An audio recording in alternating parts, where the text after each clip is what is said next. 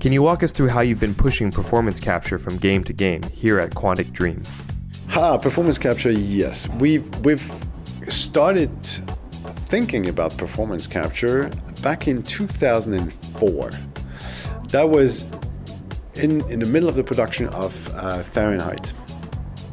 And we met with an actor called Leonardo DiCaprio.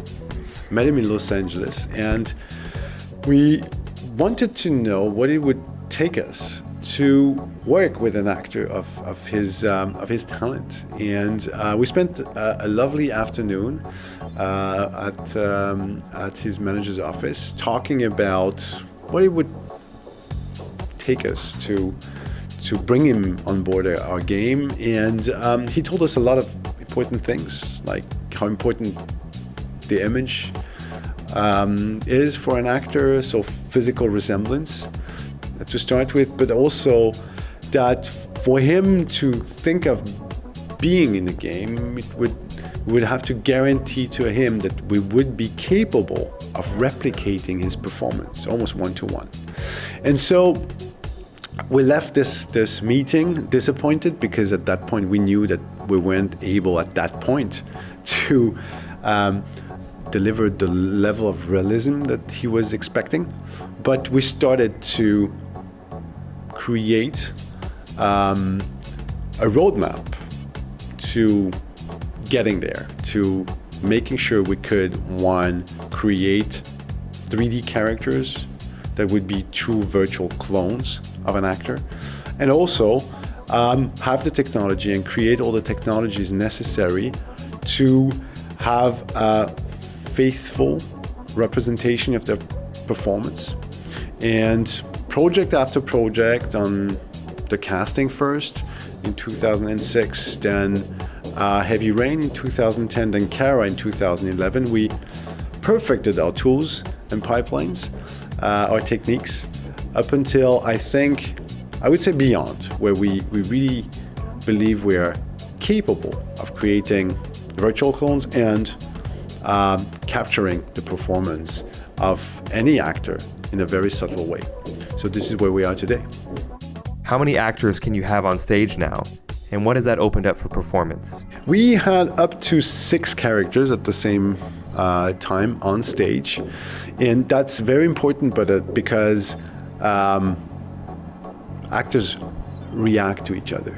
And if you want to have the level of performance that you have, for instance, in games, you need to have all the protagonists within the same room, and giving each other the lines. So it's a big improvement.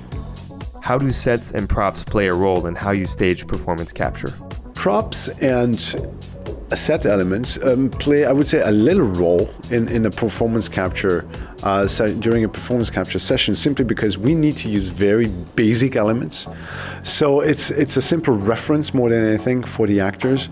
For instance, if an actor needs to hold a weapon, or needs to hold a bow, then you just don't want him to hold vaguely wind. You need to have something, a stick or something, so that he feels confident about it. And the same applies to the set elements. You need to have the actor sitting. He needs to sit somewhere. He doesn't want to pretend that he's sitting somewhere. So we're creating basic elements that gives the actors much confidence in whatever action he needs to perform in a given set. How much time was spent filming for this game for the 2,000-page script? So we spent 172 days in our motion capture stage, out of which approximately 68 in full performance capture. It's huge. How does what you film here compare to what would happen in a performance capture movie project in Hollywood? From a technical standpoint, there isn't a big difference between what we're doing here in terms of performance capture for a game and what Hollywood production would do for a movie. The big difference is everything that we're doing is interactive and involves the player. So in a movie, there would be a scene, and the actors would play it linearly in one take. Whereas for our project, for Beyond, for instance, the actors would play it one way, and then another way, depending on what the player would have chosen to say. So you'd say yes, or you'd say no, and then you'd play maybe, and that's kind of sometimes a little bit confusing to the actors, because they have to adapt to whatever the player might be choosing to do.